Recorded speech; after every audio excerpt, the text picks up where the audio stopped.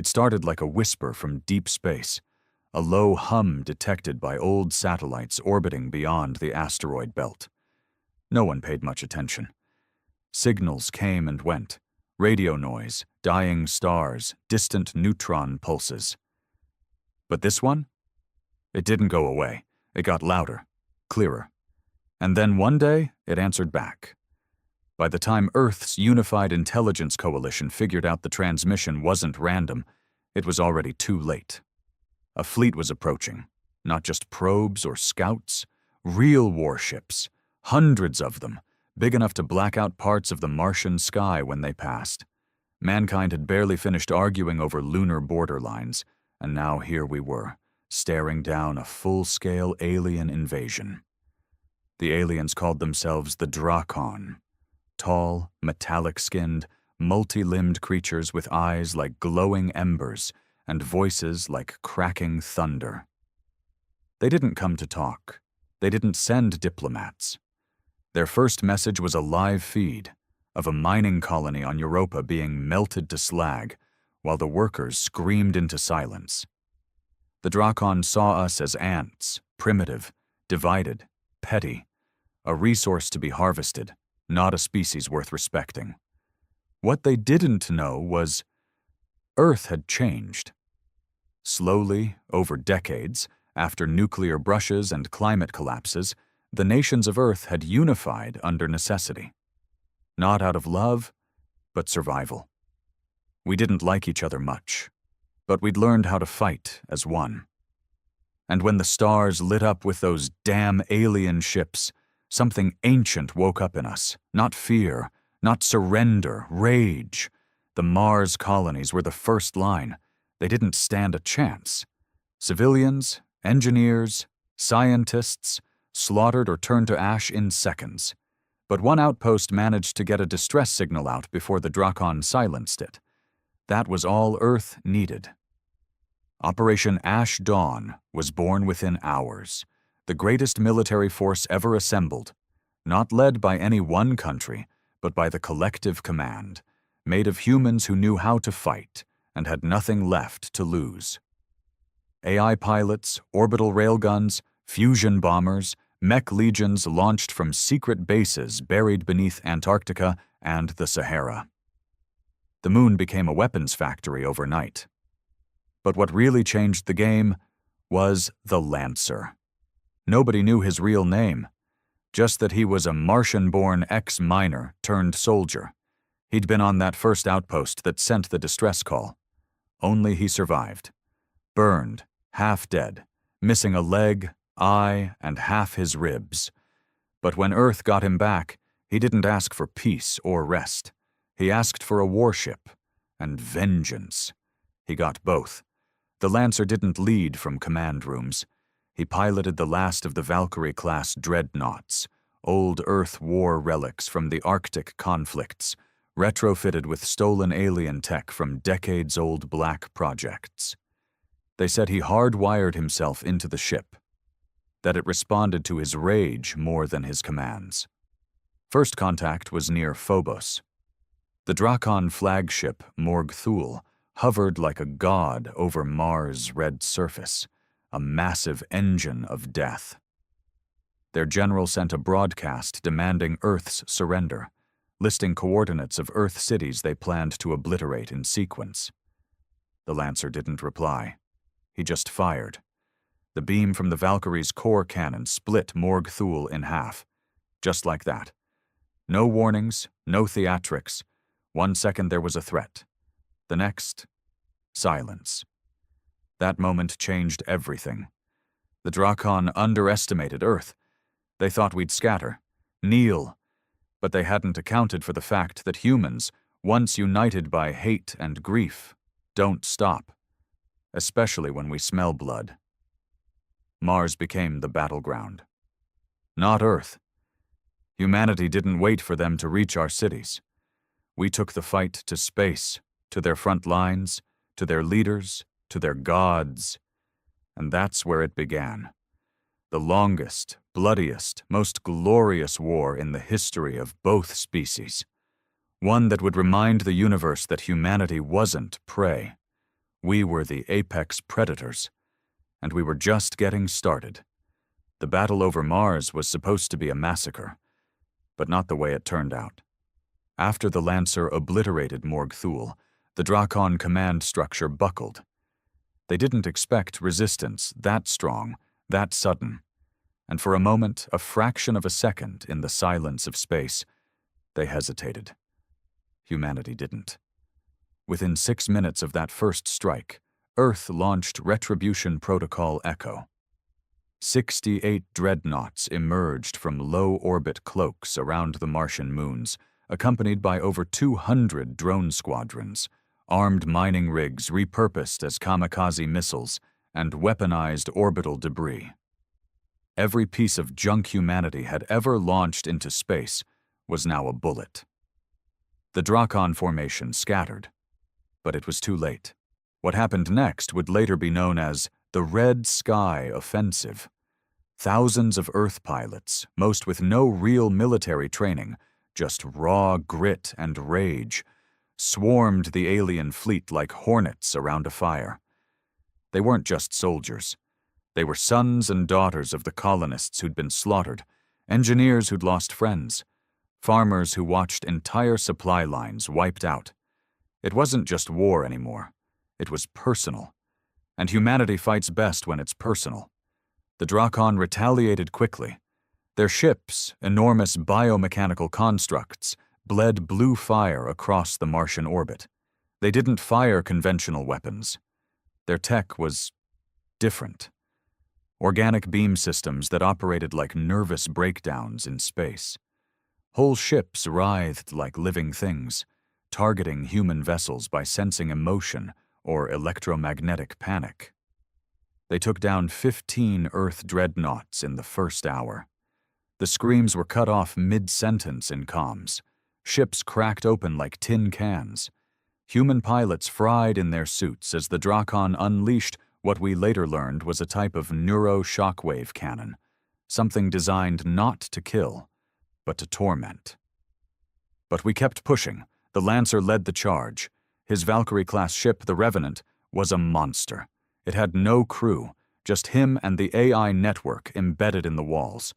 The ship didn't operate by logic. It reacted to his fury, his pain, and the Lancer had plenty of both. No one knew his full story. Rumors spread across Earth's intercom networks like wildfire. Some said his wife and daughter were burned alive in a Martian hydrodome. Others claimed he used to be a peacekeeper, forced to execute colonists to stop riots during a food shortage. The only confirmed truth was this: the Drakon tried to kill him, and failed. And now he made it his mission to return the favor 1,000-fold. He didn't fight like a commander. He didn't give orders from the rear. He charged the front lines, dragging the enemy's attention like a magnet. Wherever the Revenant went, Drakon ships followed, and wherever they followed, they died. He called it the Lancer's Trail. Behind him, Earth ships swarmed in, fighters, drones, old Cold War retrofits patched with modern fusion drives. It didn't matter what flew. It just mattered that it had firepower and a human behind it willing to die with fists raised. 3 hours into the Red Sky Offensive, Mars' orbit looked like hell had cracked open. Flames and debris circled like metallic storms. Red dust from the surface kicked into orbit from falling debris. One of Mars' moons, Deimos, was split in half by a collision between a Drakon command cruiser and a nuke-laden human freighter. The explosion turned night on Earth red. But the turning point didn't come from firepower. It came from a human mistake. Somewhere in the chaos, one of Earth's drones malfunctioned, an old mining AI from the Siberian Systems Corp.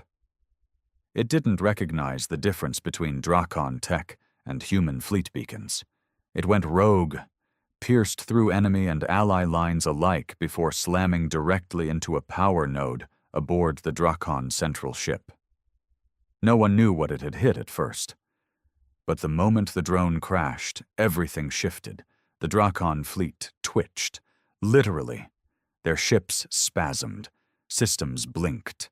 Their firepower dropped by 30% in an instant. Whatever the drone had struck, it was essential. Later intelligence would confirm it was a hive relay node, responsible for syncing commands between the Dracon ships. They weren't independent vessels. They were an extension of a single queen intelligence. And humanity had just given her a concussion. The Revenant saw it. And so did the Lancer. "Drive it through," he growled into the open comms. "All of it, now." No protocol, no chain of command, just a single sentence. And everyone obeyed. What followed was 24 minutes of the most savage, uncoordinated, glorious violence ever seen in human history. Pilots flew into alien vessels without shields, emptying plasma cells and torpedo racks point blank before detonating. Human bodies drifted in frozen orbits, faces locked in screams, still holding the controls of fighter jets glowing with residual reactor heat. One Earth soldier, Captain Juno Reyes, took control of an abandoned mining freighter on a decaying orbit and drove it straight through a Dracon battleship using nothing but reverse thrusters and a prayer. She became a martyr and a legend in the same hour. By the 6th hour, the sky above Mars fell silent. The Dracon fleet had been decimated. Over 70% of their ships were destroyed, disabled, or fled. The few that escaped began transmitting encrypted retreat signals back toward the direction they came from, beyond Jupiter's shadow. But humanity wasn't done, not the Lancer, not Earth. For the first time in its bloody, fractured history, Earth held a vote that passed with full global consensus.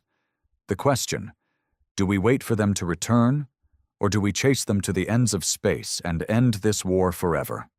The answer was unanimous. So began the Burn Back campaign. The Earth fleet, ragged, scorched, low on fuel, and missing over 30,000 souls, left Mars and pursued the Dracon homeward. But this wasn't revenge anymore. It was justice. The surviving alien prisoners were interrogated, if you could call it that. The Dracon didn't speak in words. They spoke in memory imprints, psychic pulses that had to be decoded by a human-Dracon hybrid AI system developed overnight in a Russian lab using salvaged tech from Morg Thule. From these broken memories, humanity learned two terrifying truths. Earth had been targeted not because it was valuable, but because it was easy. The Dracon considered our solar system unclaimed, uncivilized, and rich in elemental matter. Their plan had been to harvest our planets, strip them, convert Earth into a processing station, and extinguish humanity within 30 days of first contact. We were not their first conquest. They had done this before, to others. Species across distant galaxies, some more advanced than us, all gone, all vaporized, enslaved, or dismantled for raw DNA. That was the Dracon legacy, a galactic predator feeding on weaker species. But they made one mistake. They thought humanity was weak. They didn't understand that our history was carved in war, that our civilizations were built on the bones of conquest, resistance, and revolution, that we had survived plagues, floods, nuclear winters, and worse, not because we were noble, but because we were stubborn. We never stop. By the time the remnants of the Earth fleet reached Jupiter's orbit, something had changed in all of them. They no longer thought of themselves as Earthlings, Martians, or colonials. They were humanity. One blood. One goal. One species determined to wipe its name into the stars with fire. And far beyond Neptune, in the cold silence between galaxies, the Dracon Queen stirred from her psychic slumber. She was afraid, for the first time in 10,000 years, because something ancient had risen in the dark, something hungry, something human. The void between Jupiter and Neptune was nothing but blackness broken by specks of dead light and ancient rock. For most of human history, that distance was a number, some unreachable factoid in astronomy books. But now it was the graveyard trail for the survivors of Mars, and they were headed straight into it, bleeding and burning, aboard ships never designed to travel that far or to kill that well. They called it the Hollow Corridor. The Earth fleet, what was left of it, was a mess. No one sugar-coated it. Over a third of the vessels had lost primary power. 2/3 of the fighter class had run out of full fuel cells, and many had resorted to harvesting frozen hydrogen from asteroids and even their own coolant systems to stay alive. Medbays were jammed. Supplies were rationed down to the breath. Some pilots hadn't slept in days. Some hadn't spoken since Mars. But none of them turned back. They couldn't. Not after what they saw in the memory pulses. The visions pulled from Drakon prisoners haunted every waking moment. Genocides reenacted in horrifying detail. Alien cities shriveled into ash while their suns were swallowed by planetary-scale machines. Children who screamed without mouths. Civilizations that had lasted eons, reduced to dust in minutes. They had names humanity couldn't pronounce, homes across systems light years away, and none of them survived contact with the Drakon. The worst part? The Queen fed off it. Her memory was made of screams. And now she knew who we were. The Queen had awakened. Somewhere deep beyond Neptune, inside a nest they hadn't yet located, she had stirred. The psychic field she projected was starting to touch the minds of humans on board, just barely. Dreams twisted, nerves frayed. It was subtle at first. Then it got stranger. Some crew members began speaking in fractured alien words. Others collapsed under hallucinations of galaxies dying in front of them. But humanity adapted, as it always had. A new division formed, Neurofront Command. A crew of psychics, scientists, rogue AI engineers, and a few unlucky humans who'd already been touched by the Queen's visions back on Mars. They became the shields of the fleet. Their job? To intercept psychic emissions and decode them, filter them, absorb them if necessary. Half of them died in the first 2 days. The other half became something different. Hardened. Some claimed they could now see the Queen's thoughts, like ripples on black water. "She knows we're coming," said one. "She's preparing her womb for war." It was Lieutenant Asha Malik who first identified the signal. She was a cybernetic tactician from Nairobi, enhanced after the Equator riots with neural lattice work that made her faster than most AIs. She wasn't supposed to be on the front lines, but like everyone else in this war, she'd lost too much to stay behind. Asha noticed a repeating pattern in the psychic static, like an echo bouncing off invisible walls. Using deep mind analysis, she reconstructed the source. What she found wasn't a ship. It was a planet. The Drakon homeworld wasn't a world at all in the traditional sense. It was a mobile fortress, a broken, mangled orb of bone and steel slowly orbiting nothing. A rogue planet, blackened and shielded from detection. It floated in interstellar cold, lightless and silent, like a god's corpse, and it was heading toward Earth, not quickly, slowly, deliberately, like a predator stalking its prey from the shadows. If Earth hadn't hit back at Mars, they wouldn't have even known it was coming. But now they did. And so the plan changed. Humanity was no longer defending. It was time to invade.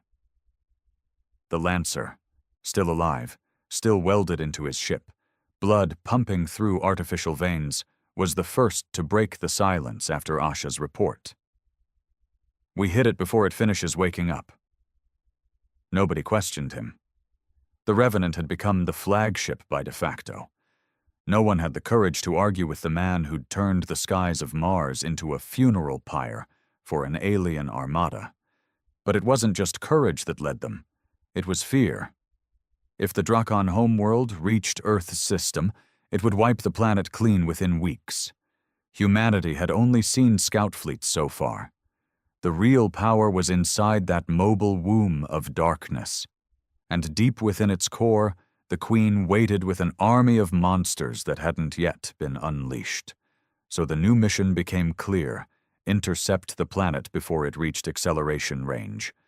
There was only one window, an intercept zone beyond Neptune's frozen orbit, where the homeworld passed close enough to lock a direct assault trajectory. If they missed that chance, it would be out of reach until it was too late. They had 6 days.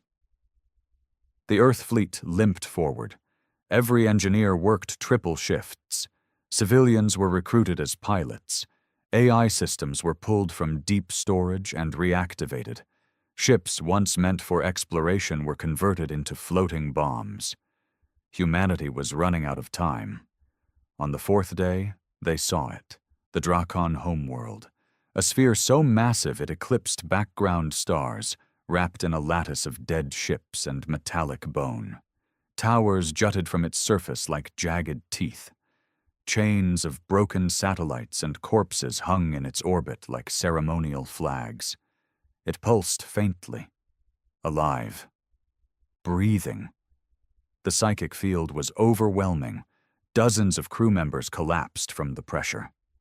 One captain, Commander Luis Zhao, walked into the airlock and vented himself into space, whispering, "She's inside me," before hitting the button. Still, humanity pressed on. A final war council was held aboard the Revenant. It wasn't formal. No uniforms, just survivors, commanders, and madmen gathered in a circle of holomaps. The plan was insanity. They would use their remaining fusion cores to create a breach in the planetary shell, just long enough to deploy a strike team of specialists through the opening and reach the Queen's nerve chamber. "Kill the brain," Asha explained, "and the body collapses." But it wasn't just about killing. They needed to destroy the entire psychic lattice. If any part of the Queen's mind survived, she could rebuild. They had to burn it to ash.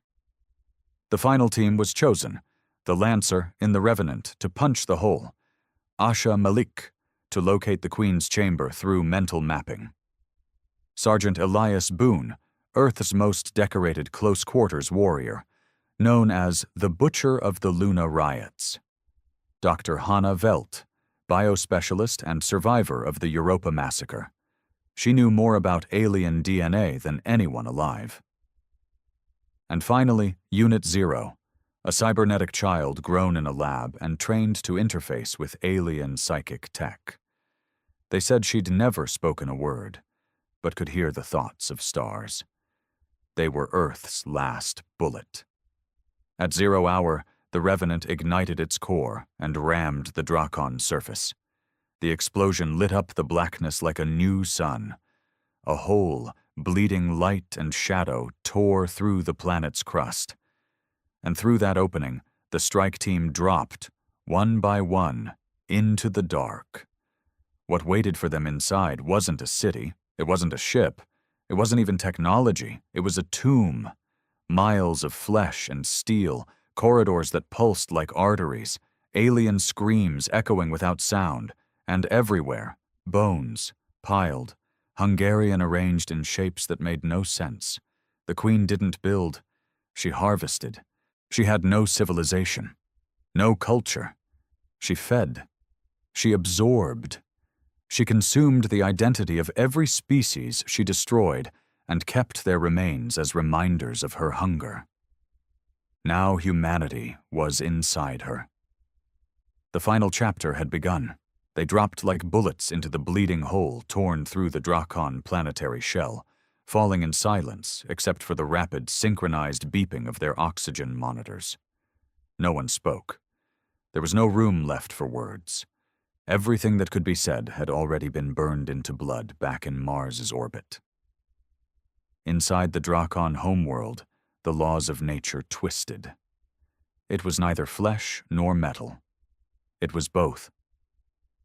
The corridors pulsed with wet breath, ribbed walls gleaming with a membrane that felt alive. Metallic fibers ran through the structure like veins, carrying flickers of bioluminescence that dimmed and brightened in strange rhythms, almost like they were reacting to the team's presence. Asha Malik's visor flickered with psychic interference the second they landed. Her neuronet screamed warnings in 7 languages, but she ignored them. She was already too deep into the planet's lattice. She could feel it pressing on her temples, the Queen's mind brushing against hers like a spider testing the edge of its web. "She knows," Asha whispered. The Lancer didn't even look back. "Good." The team moved fast, following the pulse maps Asha had reconstructed based on the alien memory echoes. It wasn't a direct path. Nothing in the Queen's lair was. The walls rearranged themselves. The floor shifted like breathing lungs. Doors opened not with keys but with fear. Elias Boone had to kill a corridor just to pass through, stabbed it in what looked like a heart until it stopped twitching. They didn't talk about what they saw as they moved deeper. It wasn't worth the mental scars. Rooms filled with preserved faces, trophies etched into bone, stasis chambers holding creatures that looked like humans but weren't. Some with skin flayed into symbols, others trapped mid-scream, their eyes still alive. In one chamber, 1 billion tiny whispers floated on the air, voices of the dead, encoded in psychic frequencies, looping the moment of their death over and over again. Sergeant Boone gritted his teeth. "This ain't a ship. It's a damned haunted womb." Asha corrected him. "It's a nervous system. The entire planet is her body. We're inside her now. She's watching from every angle." The deeper they went, the harder it became to distinguish reality from hallucination. Boone saw his mother in one of the walls, dead 30 years, now reaching out to him, calling him by a childhood nickname. Asha kept blinking and seeing flashes of Earth cities in flames. Nairobi, Beijing, Seattle. All leveled, and the Queen's voice whispering, "This is mercy." Even Hannah Velt, who'd dissected alien corpses and watched her own daughter drown in Europa's melting ice, felt herself slipping. Her data lens displayed figures that weren't real. She started muttering gene sequences aloud, ones that didn't exist in any Earth genome. Only 2 members of the team seemed immune. The Lancer, whose mind was so broken and soldered back together with rage that the Queen's whispers couldn't find a grip. And Unit 0. The child floated silently at the rear, her feet never quite touching the ground, eyes glowing faintly with the same blue hue that pulsed through the walls. Her presence unsettled even the Queen. The whispers quieted when she passed. They reached the core spine in 5 hours.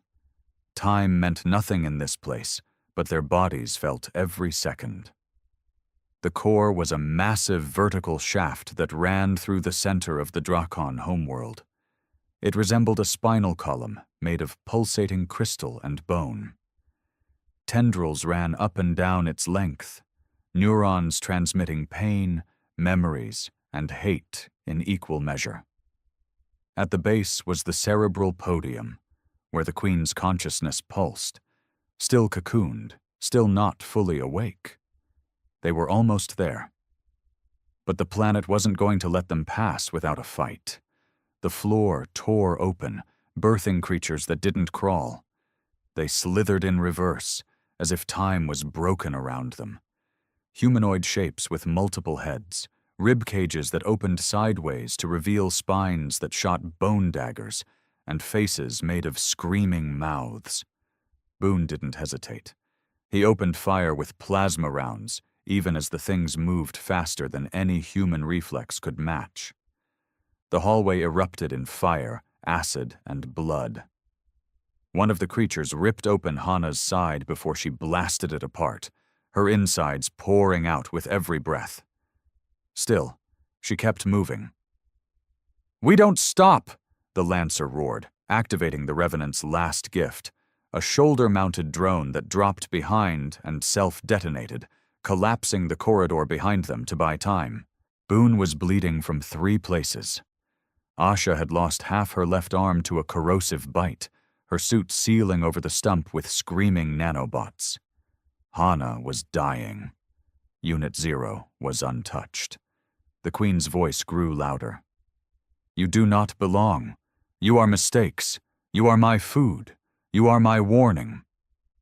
And beneath that, laughter, cold, curious, dissecting. They reached the cerebral podium. It rose like an altar made of brain matter and bone, veins of light running through it like glowing roots. In the center, the Queen, or what was left of her. She was not a body. She was a consciousness, stretched and cocooned in a sphere of pulsating tissue and crystal. A face flickered within it, shifting through 100 species per second, sometimes human, sometimes not. A hive mind made flesh, sleeping, dreaming, growing. They had minutes before she fully awakened. This is it, Asha said, stumbling toward the control pillars. Once I interface and drop the neural firewall, 0 can get in. She'll overload the psychic core from within. Boone nodded, his voice dry. What happens to us? Asha didn't answer. She didn't need to. None of them were getting out. This was a suicide run. It had always been. The Lancer stood before the Queen's cocoon. She turned her attention to him directly now.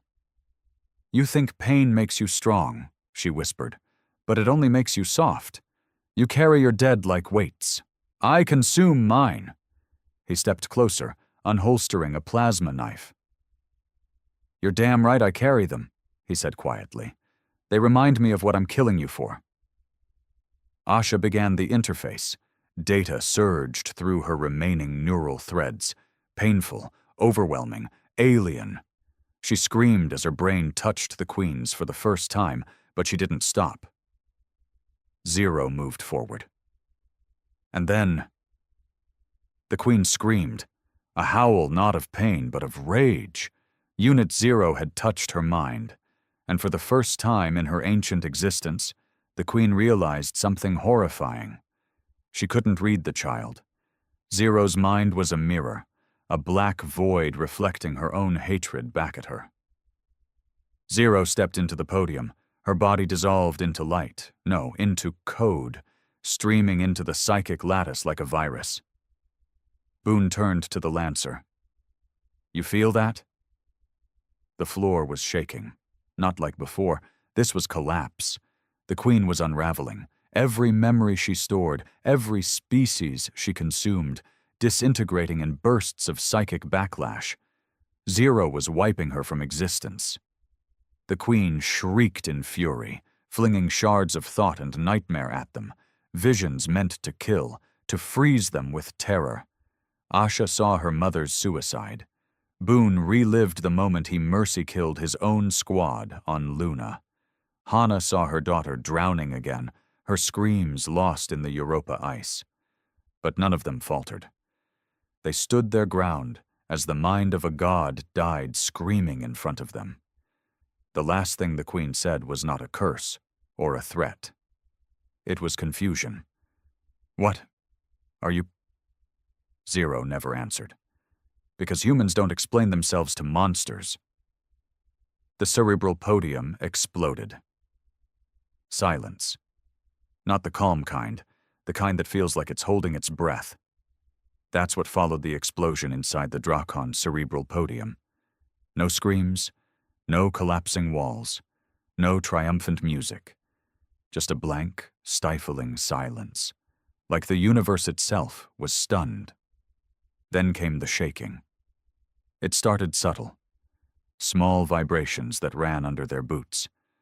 But in seconds, it turned into violent tremors that snapped support beams and sent the walls of the Queen's chamber convulsing like a dying animal. The Drakon homeworld, now decapitated, was crashing into a neural death spiral. They did it. 0 had done it. The Queen's consciousness had been obliterated, wiped from her own lattice from the inside out.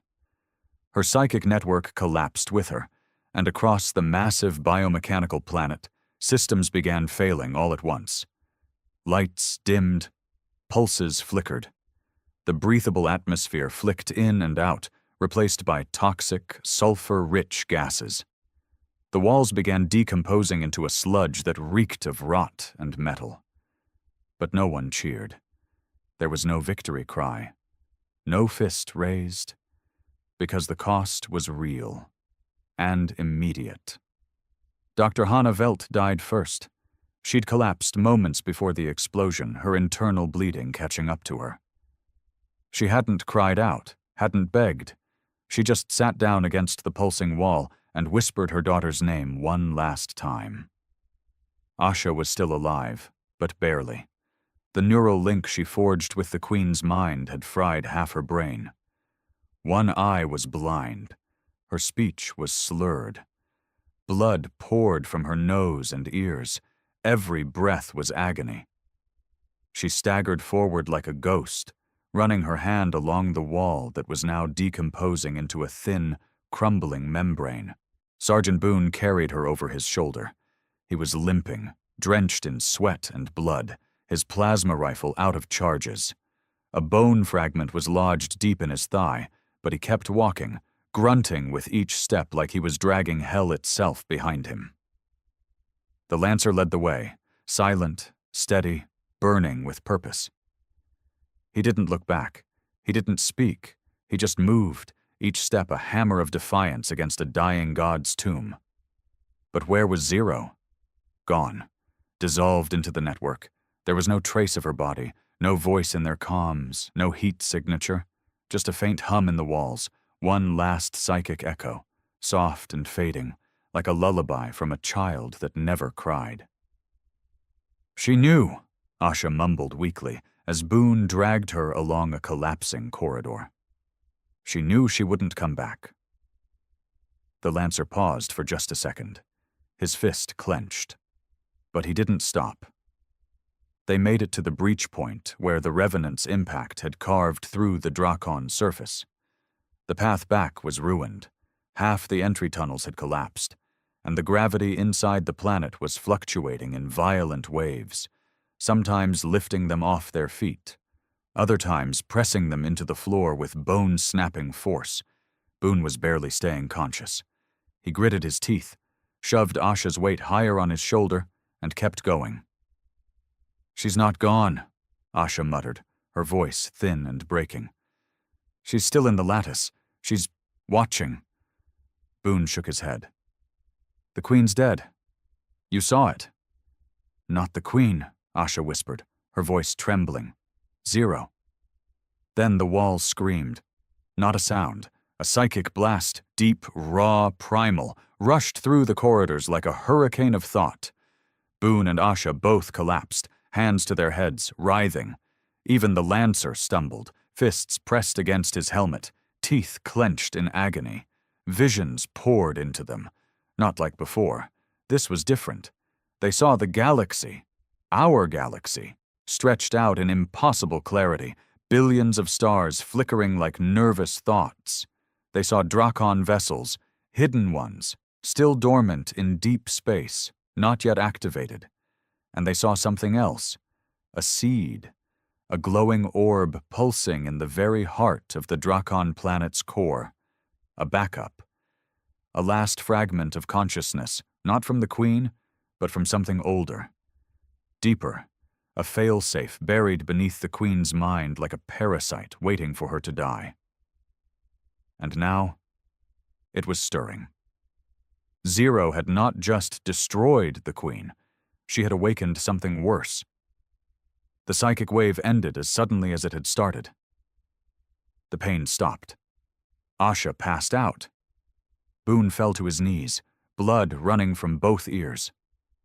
The Lancer stood there, breathing hard, fists trembling. For the first time in his life, he didn't know what to do. The Revenant, now on emergency backup systems, was half buried in the rubble outside the breach point. Its AI was flickering, struggling to maintain integrity without its pilot plugged in. The ship's inner sanctum pulsed weakly, its reactor core smoldering. The Lancer helped Boone carry Asha inside. Medical systems engaged automatically, injecting stabilizers into both. Boone collapsed on the floor, whispering curses through clenched teeth. "She's not dead, is she?" he rasped. The Lancer didn't answer. He walked to the ship's control chamber and stared at the flickering holographic star maps, all of them now displaying the same symbol, a spiral surrounded by runes of light. The Drakon glyph for rebirth. The AI's voice finally cracked through the static. Warning: foreign consciousness attempting to interface with neural core. Source: unknown. Designation: entity 0.00. She wasn't dead. She had become the system. A moment passed. Then her voice rang out, no longer childlike, deeper, timeless. "I see it now. The Queen was just a shell. There's more, so much more, and it's waking up." The Lancer gritted his teeth. "Where?" The voice trembled slightly, filled with awe and something that sounded like fear. "Everywhere." The Lancer stared at the void outside the Revenant's shattered viewport. The Drakon planet was collapsing into itself, parts of it crumbling into orbit, others freezing in place. The psychic pressure was gone. The Queen's scream had ended. But now the galaxy echoed with a different hum. A deeper one. One that didn't feel like hate or hunger. One that felt like intelligence. Asha awoke hours later, connected to the ship's medbay, her brain stabilized with synthetic neurons. Boone was sedated beside her, his leg gone, but alive. She looked at the Lancer. His face was pale, eyes empty. "We were wrong," he said. Asha blinked, voice dry. "About what?" He turned to her, his voice low and cracked. "This wasn't the war." She frowned. He leaned forward. "This was the prologue." And far, far beyond the dying orbit of Neptune, lights began to blink on, one by one, in the cold blackness of space. Ships, planets, structures older than human thought, all connected, all watching, and all suddenly very, very aware of humanity. Back on Earth, they called it the silence, the moment when all known alien activity ceased. No more broadcasts, no more interference, no new threats from the stars. For 36 hours after the destruction of the Drakon homeworld, the entire solar system went quiet. Satellites stopped glitching. Psychic readings dropped to background levels. Humanity exhaled. For the first time in months. They thought the war was over. Back on Earth, they celebrated. World leaders lit candles for the dead. Colonies on Mars broadcast the words, "We survived," in 20 languages. Songs were written. Statues were planned. The Lancer, Boone, and Asha, barely alive, were hailed as immortal heroes. But in orbit beyond Neptune, the Lancer didn't celebrate, because he'd seen what the others hadn't. He sat inside the silent hull of the Revenant, helmet off, staring out at the starless void. His body was healed by nanotech and meds. But something deeper, something behind his eyes, was hollow now. He wasn't resting. He was listening. And he wasn't alone. Unit 0 had become part of the ship's neural core. Her voice echoed softly through the Revenant's systems. Not in words, but in pulses, fragments of emotion and imagery that only he could interpret. It wasn't the voice of a child anymore. It was a consciousness expanding faster than any human mind should survive. She had touched the Queen, absorbed her, and from that fusion she had changed. He felt her even when she didn't speak, like a second mind inside his skull. At first it had disturbed him. Now it just kept him alive. Asha, recovering in orbit, reached out daily from the medbay. Her body was still weak, but her mind hadn't stopped working. She'd started to map the echo fields in the surrounding void, residual psychic vibrations the Queen left behind before she died. Only, they weren't fading. They were growing. Something else was pulsing in the black, distant, cold, ancient, and waking up. She'd brought her data to the UIC, Unified Intelligence Coalition, but the bureaucrats had buried it. Residual noise, they called it. Echoes of trauma, not a threat. But she knew better. So did the Lancer. And on the 5th day of the silence, the stars blinked. Thousands of them. Not just one system or one corner of the galaxy. All across the sky, from Earth's poles to the frozen edge of Pluto, observatories began reporting the same impossible phenomenon. Stars. Flickering. Not dimming, not dying, just blinking, as if something colossal had moved in front of them. Some suggested dust clouds, others claimed technical glitches. But the psychic communities across Earth knew the truth. Something was arriving, something big enough to cast shadows across light years. Asha called it the curtain. Zero, her voice faint in the Revenant's neural stream, gave it another name. The audience. The Lancer stood at the bridge as the ship's external scans began to register impossible readings. Space itself was folding, not warping like normal gravitational lensing, but creasing, as if a sheet of reality was being bent by fingers too large to see. And from those creases, they came. Not ships, not in the way humanity understood them. Monoliths, structures the size of moons, completely black, unscannable, gliding silently through space without propulsion or light. Each one was shaped differently, one like a perfect cube, another like a twisted spiral, a third that resembled a dripping tree made of stone and wire, growing upside down. They surrounded the solar system like sentinels, watching, waiting. And then the first message arrived. Not in a language, not through radio waves, but through dreams. Across Earth, people began to wake up screaming.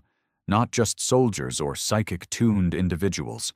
Everyone, children, scientists, mechanics, governors, random citizens. And they all saw the same thing, a black sphere, an eye without color or shape, and a word that had no meaning but felt like a verdict. Observed. Back in the Revenant, the Lancer collapsed from the overload. Zero's energy surged through the ship's systems, trying to buffer the intrusion. But even she was overwhelmed. These weren't Drakon. These were the ones behind them.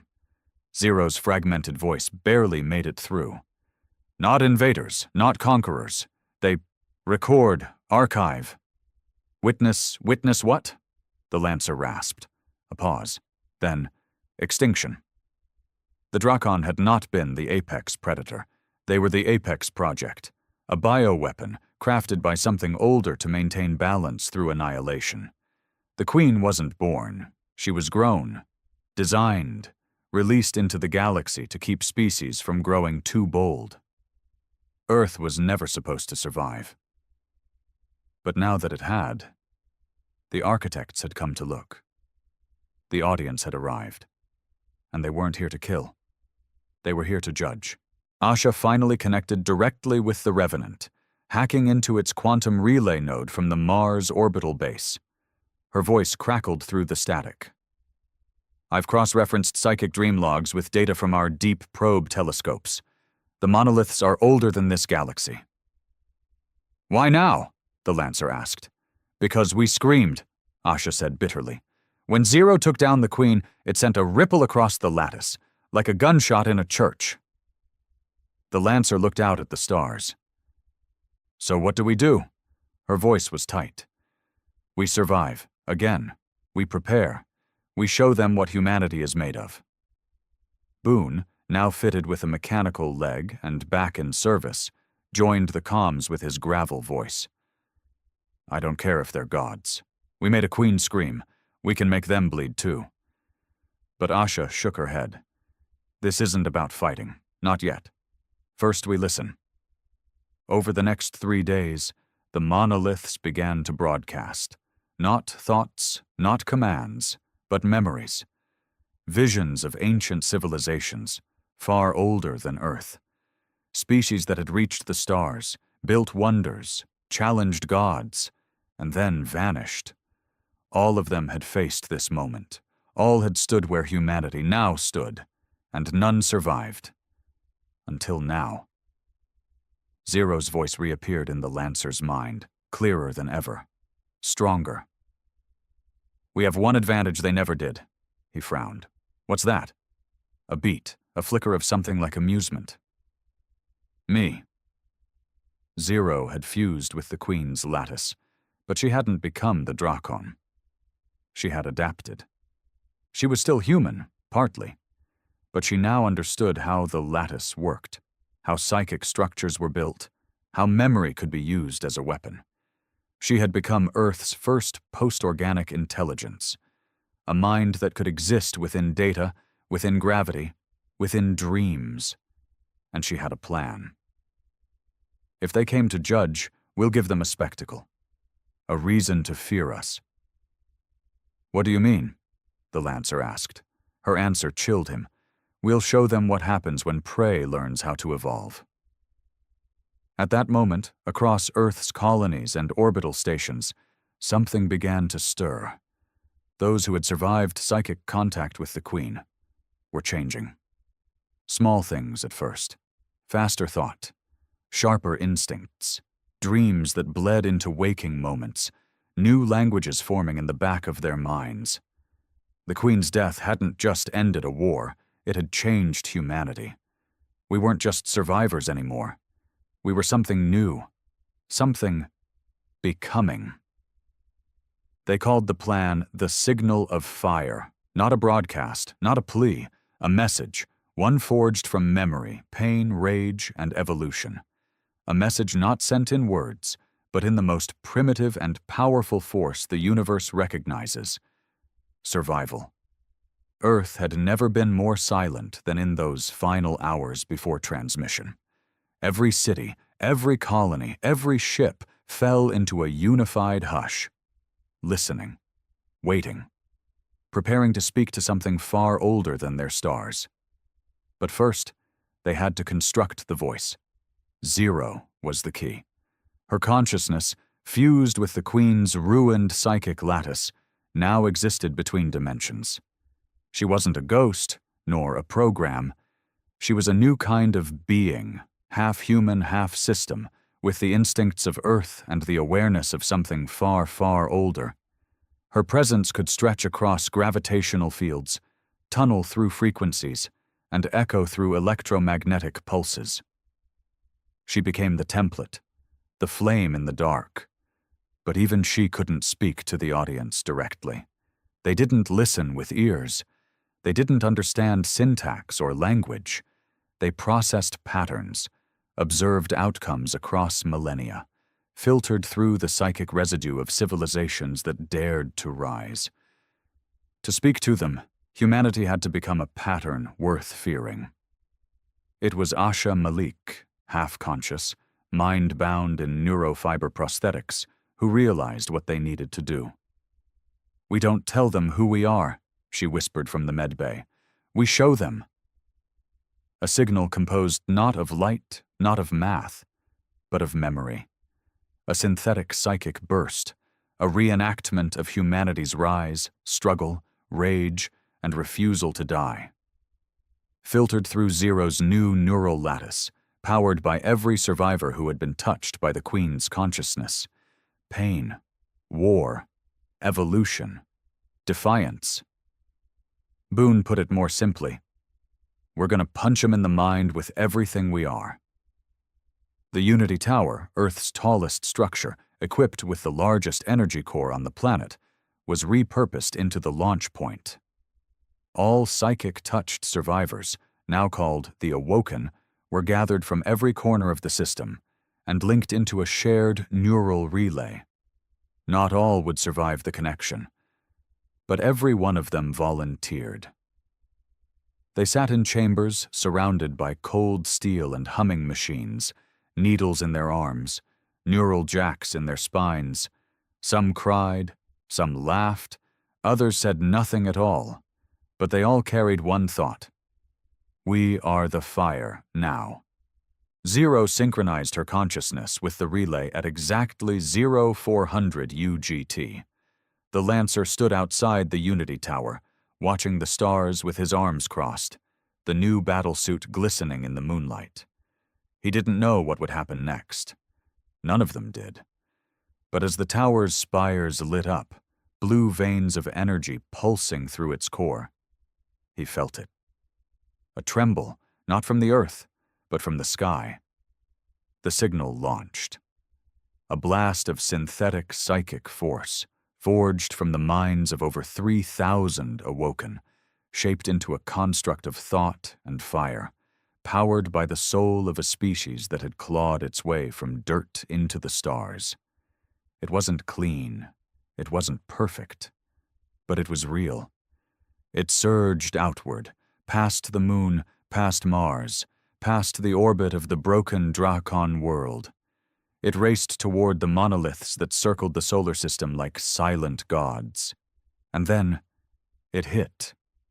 Across space, the monoliths pulsed. For the first time since they had arrived, they moved. They didn't fire. They didn't speak. But their silence broke in another way. One by one, they projected a response. Not into Earth's skies, not into its systems, but into the minds of every awoken still connected to Zero. They called it the Chamber, a psychic construct, a shared hallucination unlike anything humanity had ever experienced, a perfect white room, infinite and blank, where each human stood alone, and yet together. And in front of each of them stood a figure, not a monster, not a Drakon, a mirror, a perfect, silent version of themselves. The audience didn't communicate through words. They forced you to face yourself. And then they judged. Asha stood in that white void, staring at herself. Her reflection blinked once, then stepped forward. It whispered the words that echoed in the minds of every participant. "You were meant to break." She answered without hesitation. "Then I was built wrong." The reflection smiled. Just slightly. Boone saw his reflection, scarred and hollow-eyed, standing over the bodies of those he'd killed in Luna. The ones he'd mercy executed when oxygen ran out. "You enjoyed it," the mirror said. "No," Boone growled. "I didn't flinch, that's different." And still, the reflection didn't attack. It only watched, recorded. The Lancer wasn't connected to the network, but somehow he felt it. He watched the sky as the monoliths pulsed. Not in anger, not in curiosity, in calculation. They were evaluating the entire species, and for the first time in millennia they hesitated. Because what they saw wasn't prey. Not anymore. They saw chaos, unpredictability, potential. They had watched countless civilizations rise and die, but none had ever taken the weapon they were given, the Queen, and turned it into a mirror. None had ever used their own extinction as fuel to change, to evolve. Zero pulsed across the lattice like wildfire, reaching out, touching the monoliths with her thoughts. "You sent her to end us." No response. "We turned her into a beginning." And still, they watched. But their walls trembled, just slightly. One monolith, a spiral-shaped one near Jupiter, began to collapse inward, folding into itself like glass warping under pressure, not breaking, retreating. Another, the upside-down tree, began to recede into the void, its light fading. A third fractured. It was working. The signal of fire didn't destroy them, but it unsettled them. It changed the pattern, and for the first time in recorded galactic history, the audience pulled back. But not all of them. One remained. It hovered above Pluto's orbit, perfectly still. It hadn't moved, it hadn't flickered, it hadn't responded to the signal. Until now. It pulsed once, and across the entire human network, a single thought entered every mind. "We see you." And then the monolith cracked open, from inside emerged a form. Humanoid. Tall, wrapped in shifting plates of light and shadow, with eyes like twin black stars. It didn't speak. It simply floated forward, toward the solar system, toward Earth. It was not a Drakon. It was not a god. It was a representative. Boone locked eyes with the Lancer across the tower's landing zone as the warning alarms screamed through the sky. "It's coming," Boone said. The Lancer nodded. "Let it." Zero's voice echoed across the neural network, calm and collected. "The trial has begun." Asha stood in the center of the chamber, her body weak but her mind strong. She stared at her reflection, now split in two, one side human, one side alien. It whispered, "You think pain makes you worthy." She shook her head. "Number, but it makes us dangerous." The reflection smiled and vanished. Back on Earth, the skies split with fire as the being descended. It didn't burn, it didn't crash, it simply appeared. Above the oceans, above the cities, above the pain. It hovered for 13 minutes, watching, listening, recording. Then, without a sound, it raised one hand and pointed toward the Lancer. Every satellite turned, every ship scanned, every psychic screamed. It had chosen. The Lancer stepped forward, fists clenched. "I'm right here." And in a beam of black light, he was gone. The beam didn't burn. It didn't tear through matter or transport him with light. It simply rewrote reality. One moment the Lancer stood on Earth's surface, boots grounded in scorched soil, watching the sky burn. The next, he was floating, weightless in a space that wasn't space. Everything around him was dark, not black, but absolute. Not empty, but impossibly full, like the inside of a thought before it becomes language. Sound didn't exist here, neither did time. He was alone, until he wasn't.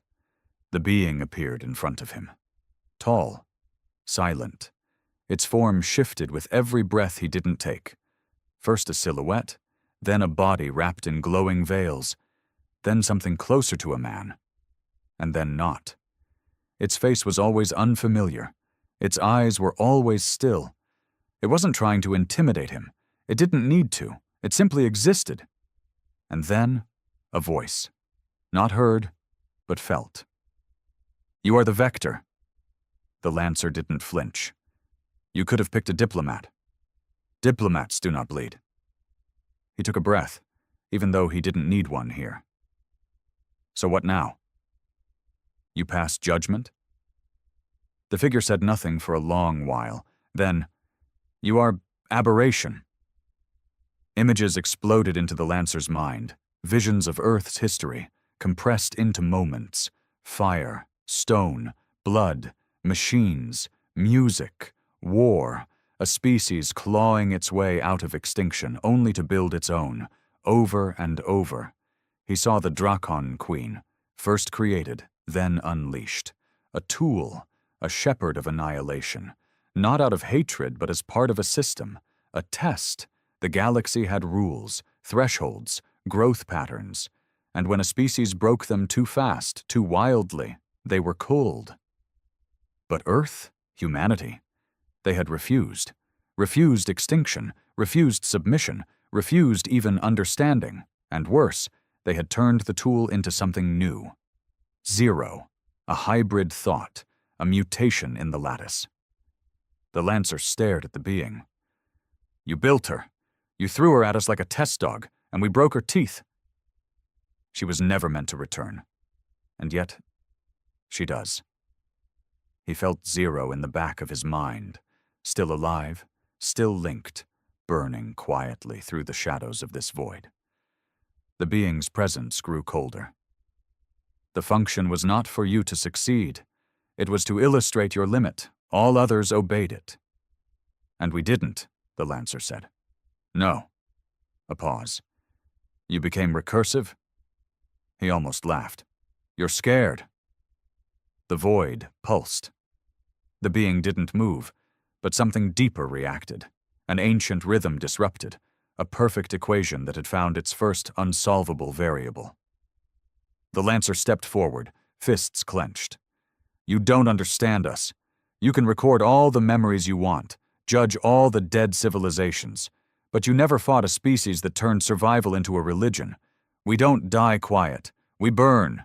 We bite back." The being's eyes flickered with light and storm. "You should not exist. You multiply your errors. You reject refinement. You evolve from trauma." The Lancer snarled. "Damn right we do. Our bones are made from mistakes." Silence. Then came a sound, not in the void, but inside him. A deep, low hum that vibrated through his atoms. It was the protocol beginning. Final judgment. He felt his skin tingle. Blood thickened. Bones grew heavier. Not pain, but pressure, like being measured by an ocean made of thought. And then, a choice. In his mind's eye, a door appeared. On the other side, Earth burning. Cities turned to ash, colonies shattered, the species extinguished without scream or resistance, and beside it, another path. One where Earth survived, but changed. Humanity absorbed into the network. No more wars, no more pain, no more independence. Peace at the price of everything else. The Lancer stared at both, silent, weighing the impossible. Behind him he heard a whisper. "Zero. They want you to surrender to the illusion of control, to believe peace means obedience." He clenched his jaw. "Then I'll die a loud mistake." He turned away from both doors, walked into the void. The being's voice thundered. "There is no third path." The Lancer looked over his shoulder. "There is now." And with that, he punched the wall of the void. Not metaphorically. He struck with every memory in his body, every scream, every death, every time humanity had been pushed, cut, cornered, and refused to go down. He punched with the rage of 1,000 dead colonists, the scream of children on Europa, the fire that burned in Mars's orbit, the echo of a queen's last cry. He punched with all of it, and the void cracked. Light bled in, not gentle, not soft, wild, bright, human. The chamber exploded. Back on Earth, the skies shimmered. The monolith that hovered over Pluto shattered. The others, those that had once encircled the solar system like executioners, retreated, silently, one by one. Gone. Asha, watching from the Mars orbital station, wept without knowing why. Boone stood on the balcony of Unity Tower, face to the sky. And "Zero?" she screamed, not in fear, in joy, because she had felt it, the impossible. He survived. The Lancer opened his eyes. He was back on Earth, same spot, same boots, knees in dirt, but the air smelled different, lighter, like something massive had just passed over and left the sky untouched. A child ran past him, laughing. He looked up. The stars were still there. The sun still rose. Humanity had not been wiped away. They had been seen and chosen. Not for obedience, not for extermination, but for the only thing the galaxy had never offered before. Respect. Zero's voice echoed softly in his ear. "They're gone, but they'll keep watching." He nodded. Let them. In the days that followed, Earth changed. The monoliths were gone. The threat passed, but not forgotten. The Queen's remains were buried in orbit around Neptune, sealed in a black vault of thought steel, guarded by the Revenant, now restored, now legend. The Awoken slowly reintegrated. Some couldn't handle the dreams. Some became guides. All were honored. Zero remained everywhere and nowhere, her mind part of every system, every ship, every whisper of static. A ghost in the machine, loved, feared, eternal. The Lancer? He disappeared. Some say he walked into the Arctic winds and never came back. Others claim he still pilots the Revenant beyond the Oort cloud, watching for the next ripple in the dark. Asha wrote it down in her final report. "We won nothing. We proved everything. They came to conquer. But we taught them to remember us.